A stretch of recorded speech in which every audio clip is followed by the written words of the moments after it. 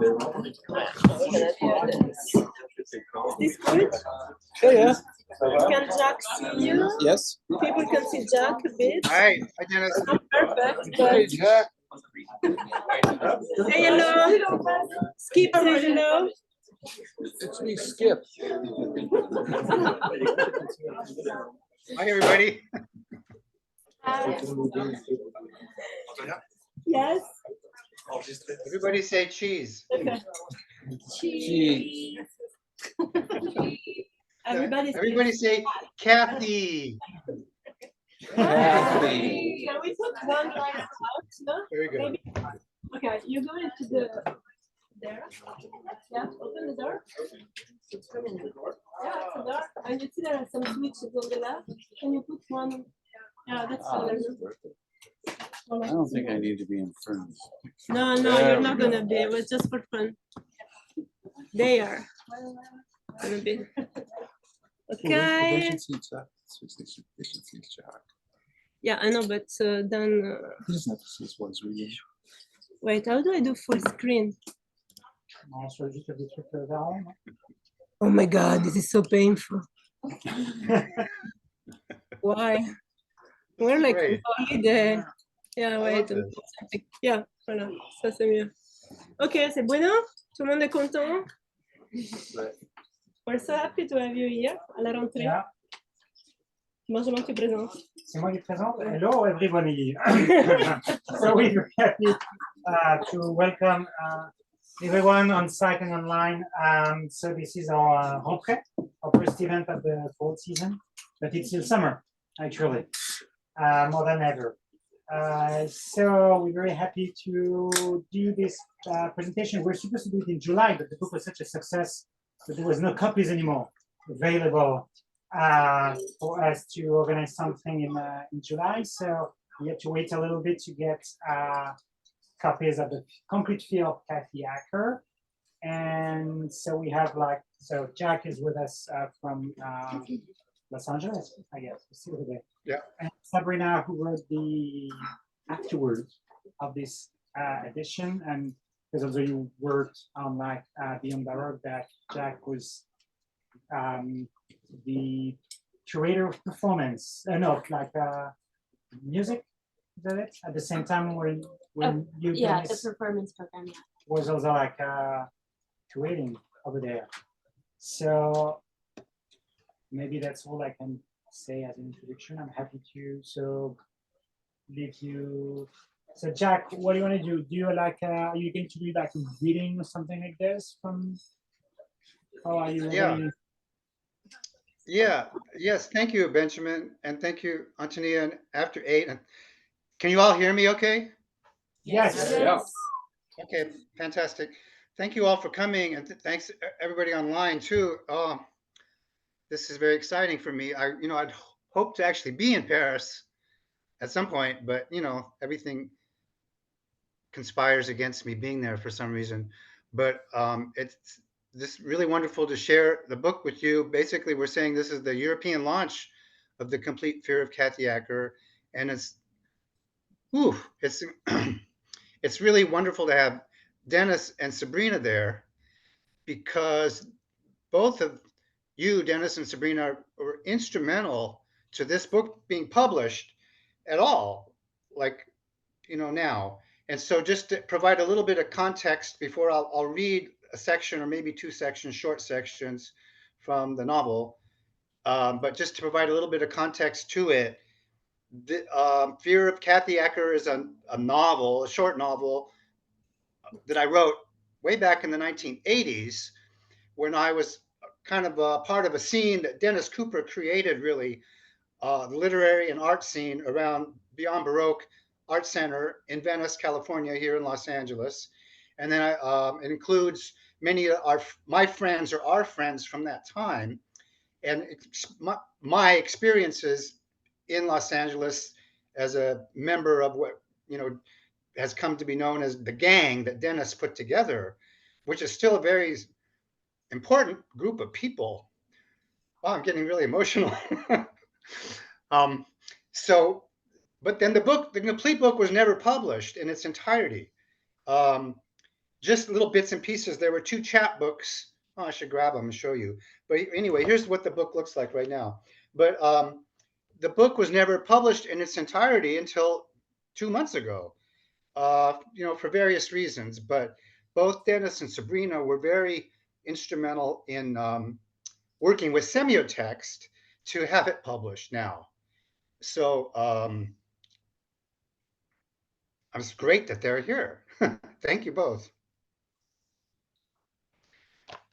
All right. So I guess I'll just do a reading, a short reading. I picked out 2 very short passages, one more little bit of context, and I think maybe this was referenced somewhere by after 8, but the book is not, it's a novel, it's sort of an experimental novel. It's not very plot driven. There's no character arc to any great degree, but it's filled with a lot of experiences of the narrator. And it's not really about Kathy Acker. Okay, so I know everyone loves Kathy Acker, and I do too. And I think her reputation has grown over time to this incredible exponential degree that it's created a lot of interest in all of her work. She's referenced in the book only a couple times, but the book was definitely inspired by her approach to writing, to narrative, to the deconstruction of narrative, and to kind of her approaches just to stylistic ways of talking about life and love and sex and media and culture and politics and all of those things. So even though she's not really a part, or it's not about Kathy Acker in any way, her spirit kind of does flow through the book and pops out here and there. Anyway, I'll read from one of the short section towards the end of the book, where the narrator, if anyone of you have read the book yet, you'll see the narrator is a very sort of angsty, confused, happy, hallucinogized, and person who's filled with, I guess, like I said, anxiety, but also joy. And at the end of the book, the character who calls himself Jack comes to realize, thinks he finds a way to sort of control this anxiety. And this particular part of the book references Disneyland, or the sort of the ride technology that both Sabrina and Dennis and I share obsessions about. So this section is called Life-Size Video Game Dream Cave. I am in the middle of this great dream, which contains only what I want it to contain. I am driving to 3D video game drive-in movie. I should say that at this point in the 80s, early mid 80s, video games were only just starting to be a thing. You could go to a video game parlor and play video games online. We didn't really have it on our computers yet. I'm driving to 3D video game drive-in movie, and I hand my ticket to the ticket babe, who is bitchin' yet cute. She is Marcia from Big Deal magazine from New York, and she is going to publish this story and become part of it. Is already part of the story and appears in my dream just because I thought of her while I was dreaming, and remains in the story after I write down this dream on July 7th, 1987. And she gives me her phone number.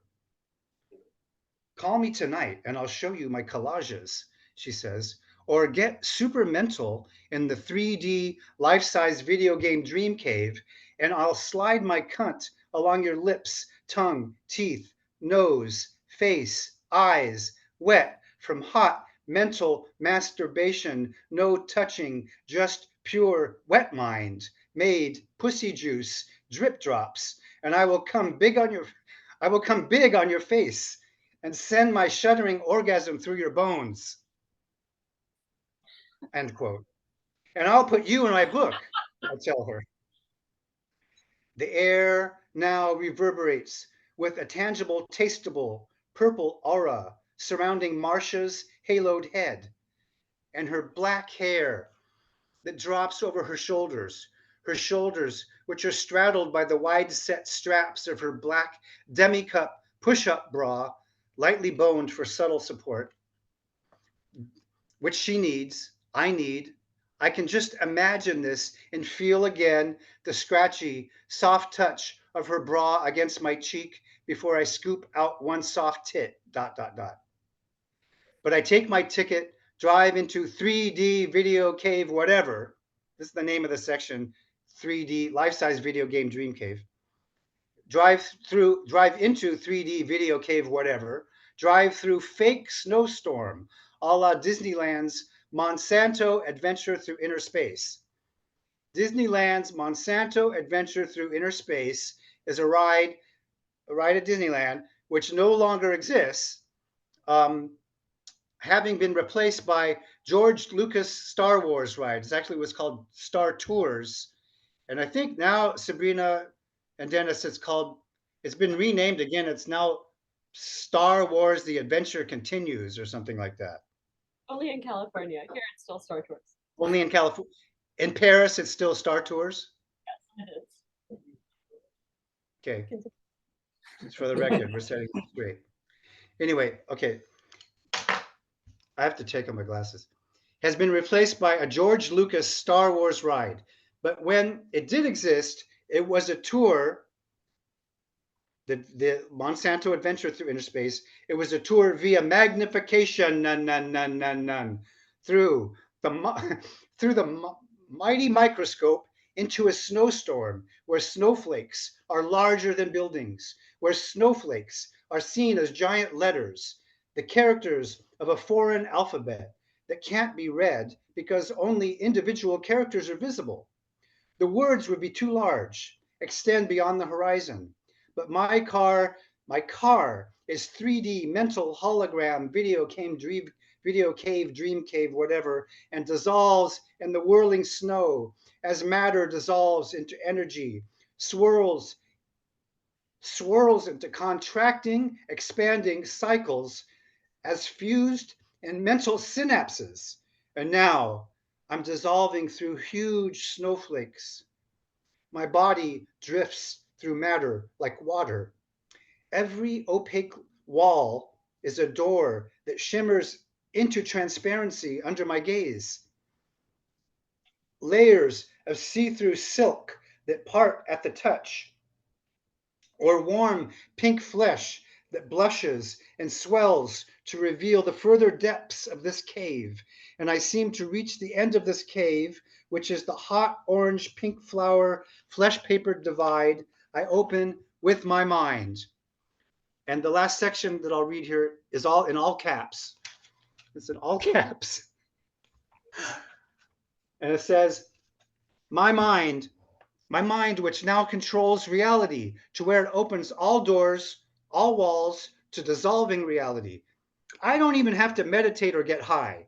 I just think, and reality dissolves to swirling Monsanto molecules of imagination. Imagination is in all caps bold. Anything I think of from now on will appear before me.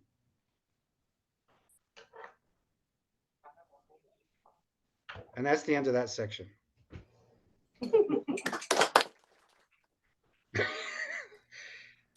Do I need to explain what Monsanto is, you guys?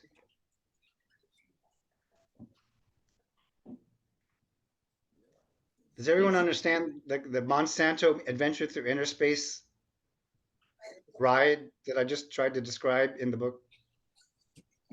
Well, no one knows that ride here.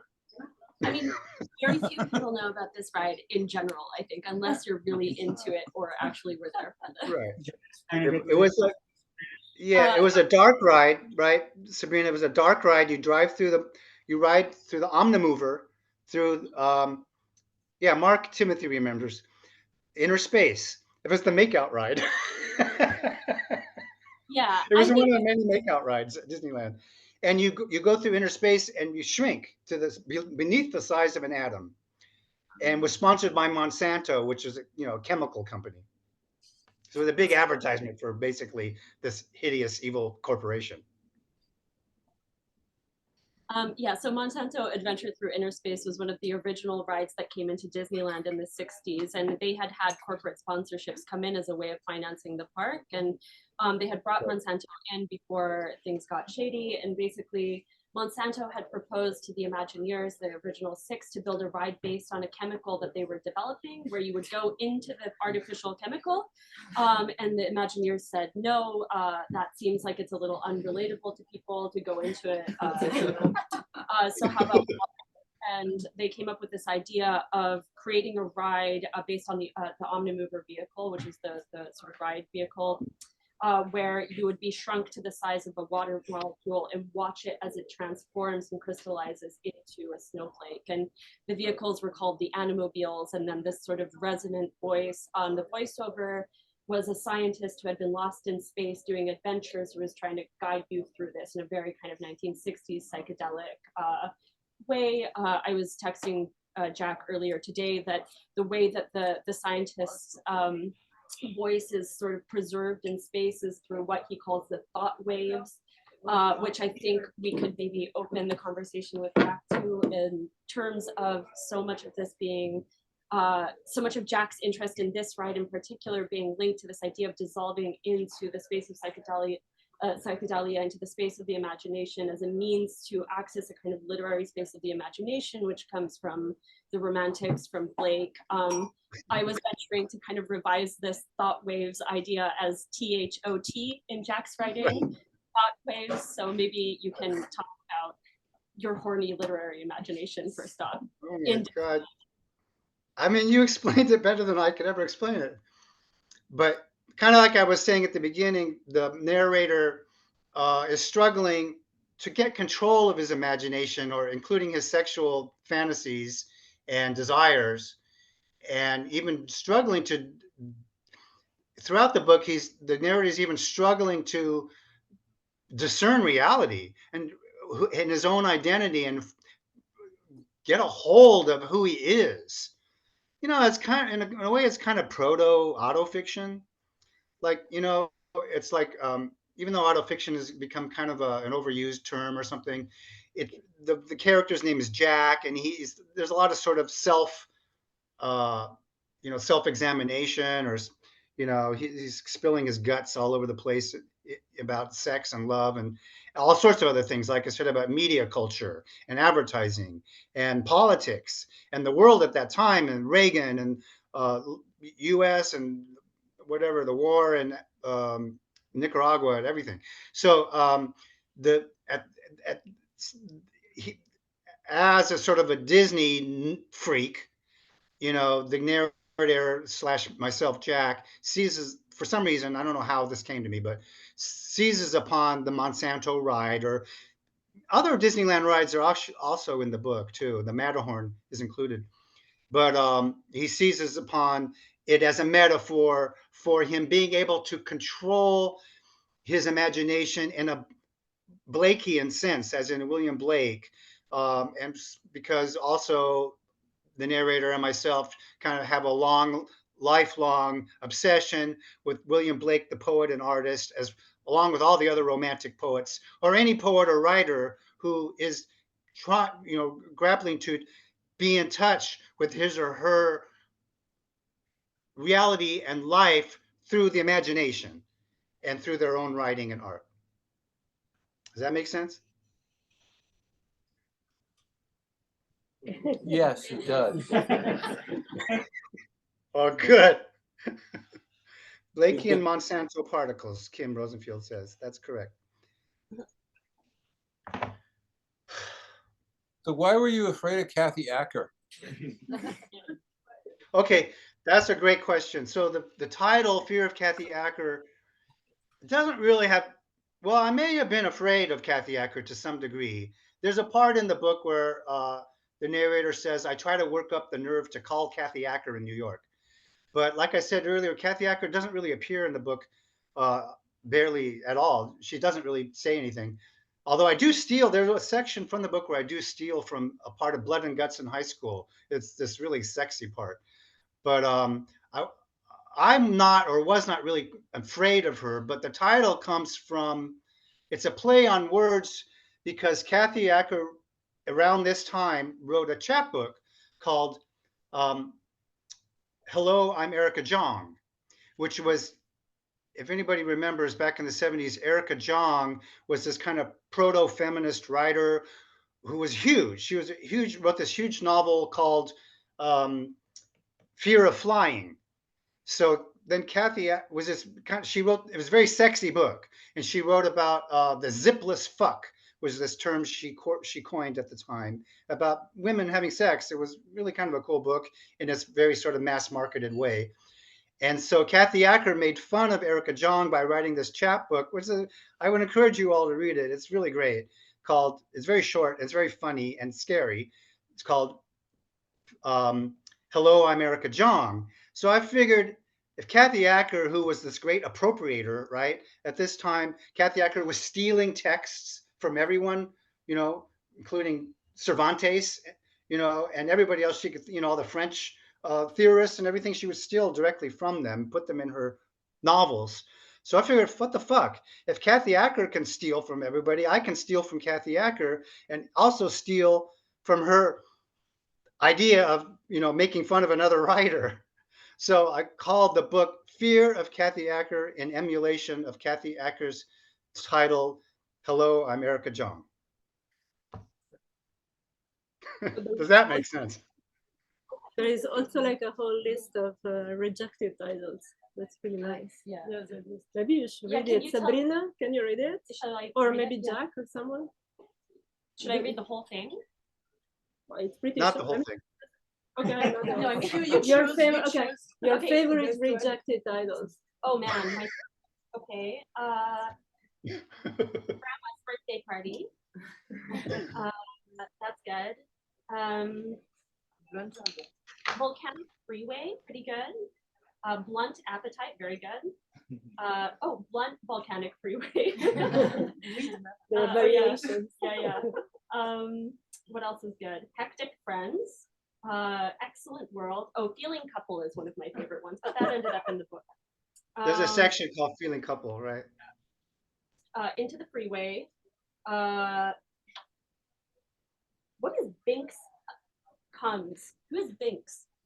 Binks, there's a character named Binks towards the beginning, which is oh my God, the teenage girl that the character has sex with. Oh yeah. You didn't hear that from me. How did you end up rejecting all of these titles to land at where you landed at? Okay, that's a good question. And there's actually another I guess list the of question is reject. why land at appropriationism as the Say that again. I guess the question is why did you land at the title that sort of refers to the appropriation rather than something else? Okay, because I started out with the title Fear of Kathy Acker, and then I went through this long period, and the book, there was a period where I didn't finish the book. Took place, I wrote the book over about 2-year period, and during that time I kept wrestling with the title, like what should I call this fucking thing? Is Fear of Kathy Acker a good title? For a long time I thought it's probably not that good of a title, you know. And so I kept writing these lists of alternate titles. And like I said, there's a whole another list that Semiotext did not include of alternate titles that all revolve around the phrase guest list. Like there's guest list this and volcanic guest list, and freeway guest list, blah, blah, blah. But then I just said, fuck it. I'm just going to go back to the original title, Fear of Kathy Acker, and I'm glad I did. And so, sorry, one more thing. So because the book was never published in its complete form until now, the title is The Complete Fear of Kathy Acker. And so, Jack, you wanted to talk about LSD. Can you tell us a little bit about the drugs here? Okay, yeah. Let's see.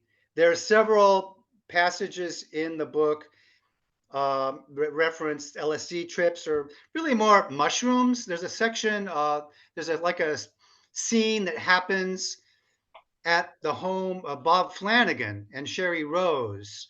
And let's come back to stick a pin in that, Sabrina and Dennis, because we want to talk about Bob for a second, Bob Flanagan. But there's a scene that happens at Bob Flanagan's house where the narrator is, quote, stoned out of his mind on mushrooms. and he has kind of a bad trip. And this is part of his, identity crisis, where he's starting to doubt who he is, what he's doing, his very name, his very reason for existing, and feeling very, very paranoid, super paranoid. So that's kind of a theme that runs through the book. LSD too, but I think LSD is mentioned, but more psychedelic mushrooms. I brought up LSD before because whatever. It's kind of a fun topic in the sense that during these times, it was a kind of a thing to do to like take acid and go to Disneyland, or mushrooms and go to Disneyland, and that was a great recreational activity. So all of these experiences kind of informed the experiences of the narrator in this book.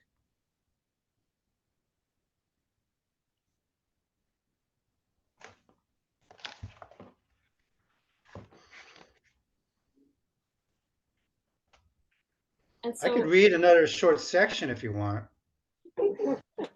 wait, can you talk a little bit more? So, I mean, we've talked a lot about this, of the role, or the kind of the rotation between, let's say, psychedelic drugs, the space of the character's mind. Disneyland is a model for the psyche, but also a means of controlling something. Can you talk a little bit more about how this spins into the literary format of the novel, or whatever we want to call it? In other words, sort of the question is, how is the format of the novel kind of stylistically reflect psychedelic experience? Well, psychedelics or Disneyland, but it feels like something about the format, the way you're writing, the way you're going inside an experience and coming outside of it, the way you're going into the fantasy and having it broken mostly by reality. Like the there's the trip, and then there's the harsh come down. There's the Yeah, and the aftermath of right. Disneyland, And like leaving that's Disney. correct. And Yeah, some and I know, right. Thank you. And I know the harsh come down is kind of a theme of yours too, Sabrina. Right, yes. right. So, but don't remind me about Bob Flanagan. But let me ask you a question. So, the thing, if you've ever taken acid or mushrooms or DMT or any of those things, there's a boundary dissolve is a thing that happens where your ego disintegrates. If you're high enough, you'll kind of lose your ego, and you'll forget who you are, or you'll realize. I'm just generalizing incredibly lamely, but you'll realize that your ego is kind of a false construct of society, of culture. It's just kind of this cultural construct through which we communicate. People communicate to each other, so we can kind of create the world and get along through the world. But you see that it's false in many ways, and so that happens to the character in the book as well. He has these bad trips where he loses his mind, and um, and so the book itself, it just plays with with that. Maybe in a way, it does kind of reflect that psychological phenomenon because it's very scattered. It's someone recently postulated to me that the entire novel is like someone that happens entirely inside the head of the narrator, and nothing is quote real in it. It's really like the narrator switching channels on the TV. In fact, there are parts where the narrator says, "I switched the channel to watch Bewitched," it's sitcom Bewitched. Or so he was saying to me, this was Alexander Lawrence, Dennis, who had me on his podcast. He said, yeah, the whole thing is just happening, including all these sexual fantasies are just happening in the mind of the narrator. And in fact, you even said this too, Sabrina. Because there's a part where the narrator tries to go to a baseball game at Dodger Stadium. And he's in his car, and he's saying, oh, my car, which threatens to overheat as I ascend the middle lane to Dodger Stadium Way. And then I think you had written in your afterword or somewhere, Sabrina, that the character, he never really even makes it to the baseball game. that in the entire baseball game where she has another freak out, he's also kind of stoned out of his mind at Dodger Stadium. We took drugs and went to Dodger Stadium in Disneyland. What can I tell you? Where he says it's all happening in the Dodger Stadium of my mind. So in that sense, the entire book may be happening in the character's mind, and so the sort of the scattered, fractured nature of the text is reflected in there. There's all kinds of, giant type and just weird typographical, you know, playfulness to it. And in fact, also the narrator steals, in the same way that Kathy Acker stole texts from other writers, the narrator steals stories from the lives of his friends. So a lot of the stories, including the very first part of the book, are not stories that actually happened to me. They're actually stories that happened to my friends. So that kind of maybe tells you a little bit about the ego disintegration and acid trips. There's also the fact of having written the novel over the course of, let's say, many years, and going back into a work and then deciding that it needs more, it goes from being Fear of Kathy Acker to more Fear of Kathy Acker to now the complete Fear of Kathy Acker, as like a total body of work that you're trying to cram everything into, but then also doing so not as a kind of a linear, written in a year, written in 2 years, but something that you've been working on now for 30 years, Yeah. What has that process been like, of editing, of going back into those materials and putting it together? Well, yeah, that's a great question, and everyone should know I didn't edit this. It's virtually, I did. I mean, it's intact from when I finished it in 1987. I didn't go back and censor it, or, this caused me a lot of extra angst, But I decided, in order to keep the book as pure as possible and as, in fidelity as much as possible to the original intent, that I should not change it. However, so it is, there's nothing that I added or took out except fixed typos, But I should say that so that means that there are entire sections of the book that I hadn't reread until recently, right? Like I hadn't even looked at some of it for 30 years. So the process of now having it published and then doing events such as this has been kind of a mind blower for me too, because I'm starting to see a couple things. First of all, how some of these themes have persisted, like this, dark ride and amusement park theme has been with me up until now. And a lot of these other themes, sexuality and stuff, I mean, everyone writes about sexuality, so I guess that's no big deal. But they've all persisted, and in fact, to a degree that's been a little bit disturbing to me, because one would hope that one would evolve over 30 years. Like that one psyche would like become a little bit more mature, but in some ways mine has not. Good for you. There you go. Have questions for me?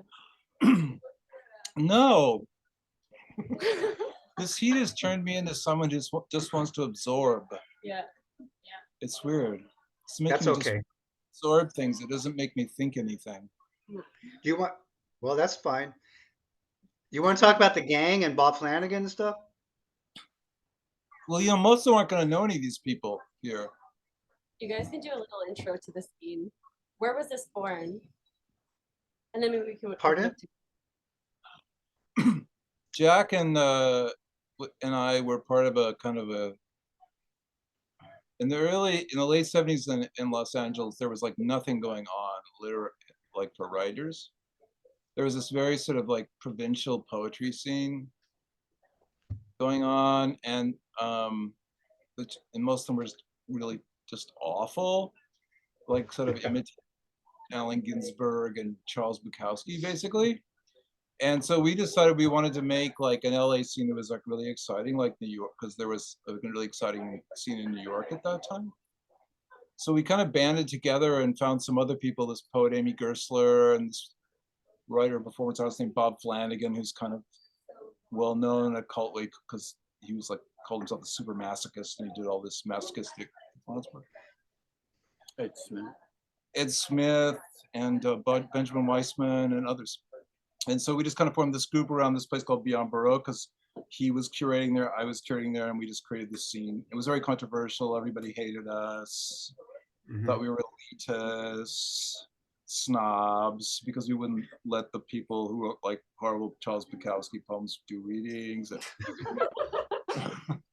And so, yeah, and it was just this kind of scene. And we brought in all these poets from New York, and we'd have like bands play. Jack would have like, you know, I don't know, these really great bands at the time, like Minutemen and Wall of Voodoo and X play there. And we bring in performance artists and show films. So it was just this kind of scene. And basically that was kind of our kind of major thing for, I don't know, 3 or 4 years, I guess. Oh, I think it lasted longer. Oh, it's really. And we kind of splintered. I moved to New York, David moved away, even Trinidad was another one. Kind of splintered off a little bit. And Hetty at Semiotext made sure that we included, you know, I have this archive, quote unquote, of flyers and other materials from that time. So what actually made its way, many of these made their way into an installation Sabrina did a couple years ago here in Los Angeles, the Made in LA thing. But so like these flyers are in there. Here's a Beyond Baroque flyer from the time. And then Dennis just mentioned David Trinidad. So here is a flyer with David Trinidad, Kim Rosenfield, and myself. And, you know, I think you're giving short shrift a little bit, Dennis. I mean, David Trinidad, Kim Rosenfield, Ed Smith and Bob Flanagan are no longer with us, but Amy Gersler, for sure, yourself beyond all of us, have become like, you know, they're great writers. I mean, David has published dozens and dozens of books. Amy's won every award you can win. And then Bob Flanagan, his poetry has been kind of suppressed accidentally because it's not been available. But Sabrina now has edited a new book, which is coming out soon, Fun to be Dead, The Complete Poetry of Bob Flanagan. So these are all, you know, central people to my life at that time. And I'm very grateful for that entire experience. Should we open to questions? Yeah. Okay. Jack, you are not here, but we are all sweating. I know. I'm sending air conditioning vibes to you all right now. I have a question. So the gang, right? The whole community thing. What do you think was born out of that? Was it just like you guys young doing LSD and stuff, or there was some actual serious art and artists in there together? Oh no, we were really serious. Yeah. We were really serious about the work. Yeah, I mean, because we all thought, like I said, we all thought that the poetry and the kind of writing going on in LA was just unserious, and we were like really thought it was like a great art form and poetry and fiction. So we were mainly really serious about it. You know, we each had, almost all of us had presses and magazines. We put up stuff, and I really wasn't doing that many drugs then. So, and then I don't think a lot of us were. I don't think you even were that much. But I guess I'm wrong. But yeah, no, I was maybe a little bit later. We never tripped together, Dennis, you and me, I don't think, but I did with my other friends later, a little bit later. No, but it was really serious. I mean, we really wanted to be great writers. That was like our thing. I mean, that was what banded us together, is that we all like thought what we're really, really serious writers. And how did you start? Like, how did you make others think you're serious? And how did it happen? How did what? How did you start it? How did you make others believe you're serious? The writing is very good. Doing the events. Yeah, I mean, They were advertised quite well. it was a combination of us having talent and that being obvious, and because we read a lot of literature, and because we had these events, and it kind of made things official, and because we each had magazines. I had this magazine called Little Caesar, and like a lot of famous writers and poets like published in it and stuff, and they would take and I published them as well. I have a friends too, and so we started to be taken seriously. So it was a whole like a combination of things, So really. we've invited people from other places to Yeah. Yeah. Like Kathy Acker and Dodie Bellamy and Kevin Killian and all these people were all kind of part of the group. Also, contextually, it might be added that Beyond Baroque as a literary arts center started in the sort of mid to late 60s in 1968 by somebody who had opened it up as an open access print site. So they had a printing press that you could use. There was all the kinds of programming, and it's actually still there. So it's one of the oldest non-profit literary arts centers in like the Western US, basically. And so it's always been a kind of active community center in Venice. Has lots of events, it has lots of programming, both exhibitions and poetry, like a Wednesday night poetry group, which has subsisted since 1968 to this day. And so the space itself had quite the history and had quite a kind of aura already by the time Dennis came in like 1976, 77 to start Little Caesar. And then by 1980, when Dennis took over programming, or 1979-ish, around then, for that period of time, this was a sort of 3-year period of a very small number of poets who banded together as like the Poet Gang, which is what Jack and Dennis are talking about here. Skip was present in that scene, and other people, but it was kind of a bubble of this like hot zone of talent and ambition and passion, and people who are reading the right kind of things, invested in a certain type of cultural production that was, sort of marrying the lowbrow into the highbrow pop culture, taking from European poets, etc. And then kind of disbanded for various reasons. And I think it's really funny because everybody I've talked to in that kind of scene has given me a totally different answer about when it ended, what their perception of that dissolving is. Like, if you ask David Trinidad, he said to me that it ended in 1986 because everybody sobered up, basically, was his answer. So the timelines were a little different. And when Dennis left, and I guess Jack, I'm not totally sure how long you lingered there, but then Benjamin Weissman took over, Bob Flanagan was in charge of the poetry programming. So there was a kind of afterlife, and then the scene itself, like Beyond Baroque, has had quite like a heavy history. So I think that like the not much of, like Beyond Baroque is an amazing space and so on, but this was very much like a kind of anomaly that I've been really interested in, that was kind of overlooked, although a lot of these poets went on to have like really amazing careers. Honestly, I think one of the really big factors was it was when punk rock started. It was like late 70s, punk was happening. It was extremely exciting time. And we were all really, really, really into that. So we were all going to see bands and having them play. And there was just kind of energy around it. And I think that really made a huge difference to kind of creating this energy around the scene, because it was such a vital time, just in general. Vital for like something new for it. Just the energy, in the air, and just the creativity going on, and the kind of anger and the excitement and the feeling of like DIY, do it yourself. That whole thing was very, very intoxicating. So there was like all the punk scene going on. There was also kind of an art scene very bubbling up right then. And then the writers too. And we were all part of the same kind of like, fuck you, we're great, kind of thing. And I think that really had a lot to do with it. Can I say something? I want to say something. LA was not that big back then.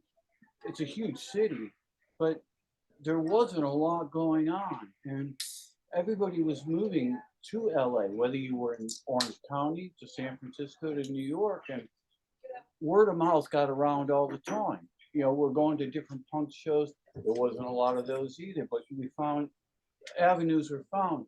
But it wasn't that huge of a city as far as culturally that was being accepted or even being recognized. It really wasn't. And Beyond Baroque was a really big thing in that. And it wasn't an easy place to get to if you lived in downtown LA or another part of LA. If you went there, you really went there because you wanted to be experienced. You really did. I think, right? I'd agree with that.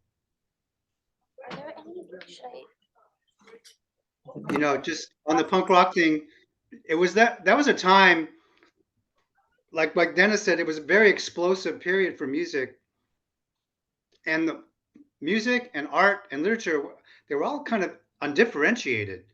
So I also remember this gang was Mike Kelley, for example, who, you know, later became a huge art star. And so we were all checking out his other stuff all the time. And it was before we even realized what we were doing in a way, even though we were very much, uh, like Dennis was saying, we were very serious about it. We are very conscious of what we were attempting to do, but we didn't realize, looking back on it now, in a way, it seems even more significant or formative than it did at the time, perhaps. So I had my own punk band. Oh, yes. Go ahead. Please. Well, I was going to say we have time for one more question, Okay. which maybe you can read the one online. Yeah, okay. Mark Timothy Hayward, thank you for coming online here, Mark. He writes, and this is a question I've been getting a lot. What are your thoughts on 1980s Southern California? It was so conservative in many ways, he writes. I lived in Southern Orange County, poor guy, and I always say, if you were weird, you had to be really committed to being weird. Is there something about making art in a conservative environment that can be a lesson for today? Oh man, that's a big question. I would say that the book definitely references the conservative environment, political environment. There's a lot of sections on Reagan and the 80s and the Olympics. The International Olympics was in LA in 1984. So that was like a big deal at that time. And there's a big section in the book about the jingoistic Americans chanting USA, USA, USA at the Olympic ceremonies.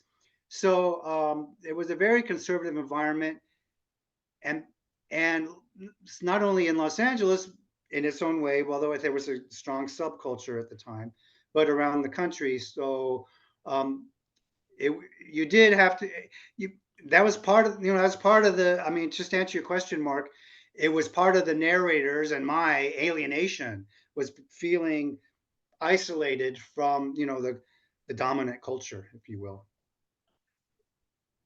Thank you so much. Thank you. Thank you, Jack. Thanks, Jack. Thank you for coming. Love you all.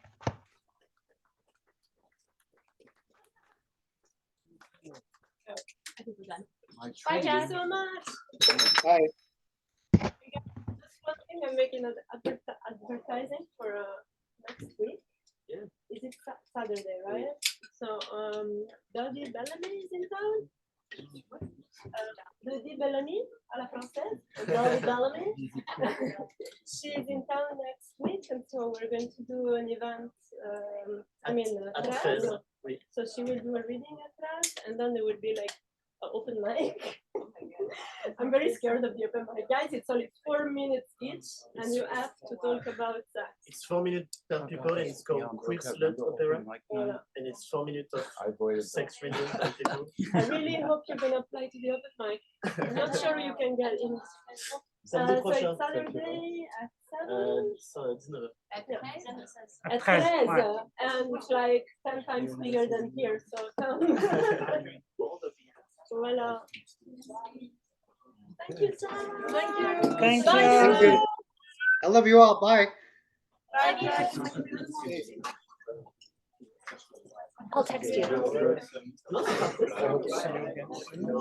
Thanks a lot. Thank you, Benjamin. Totally. I can also. I'm gonna go down. Oh, I have nothing. Oh, yeah.